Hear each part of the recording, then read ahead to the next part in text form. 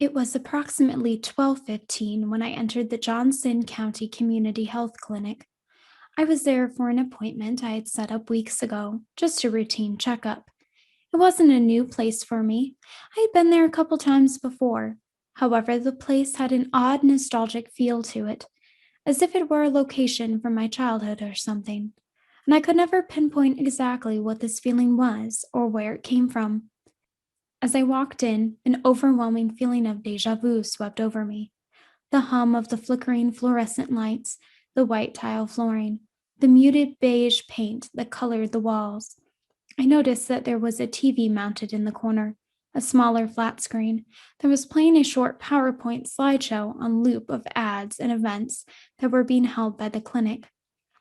I passed the empty waiting area, a small area of the main room with magazines, children's playthings, and blue cushioned chairs, and approached the woman at the front desk.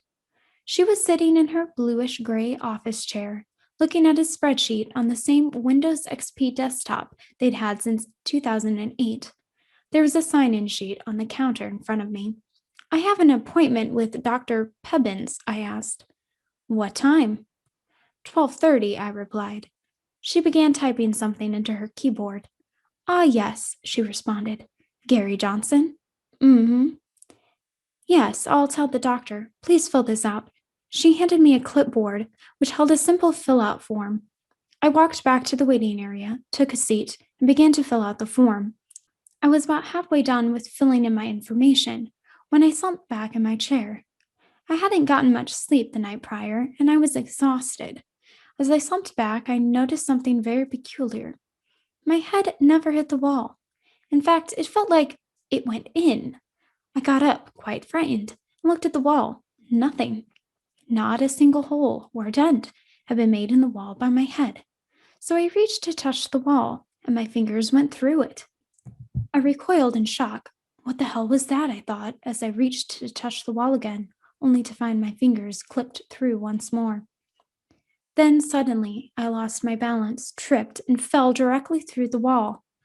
I fell face first onto some dirty tan carpeting.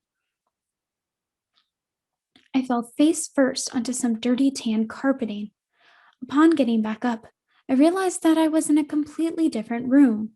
Well, not really a room per se, more so a set of rooms, all of which connected by openings. The walls were covered in gross tan patterned wallpaper. There were also an overwhelming stench of moist carpet. I turned back around and tried to put my hand back through the wall, and it wouldn't go through. Okay, what the fuck, I muttered. I looked back into the room.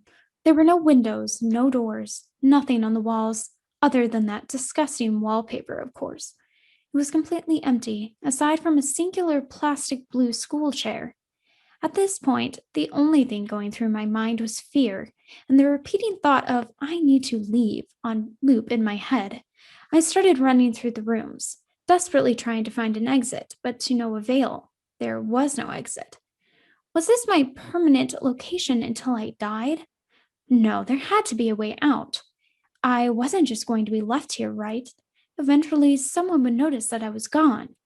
But nobody did.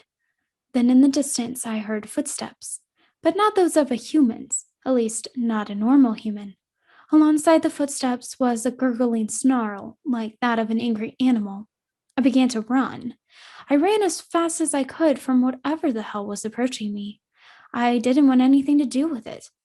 I ran for what seemed like forever, but I was always back in the same room I started in. At least it looked like the same room. Not that I could tell them apart.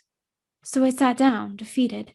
A feeling of dread filled my body as I started to cry. I was going to die here. I'm still there. I haven't left. I've accepted my fate. In fact, I can actually hear footsteps. I wonder who that is.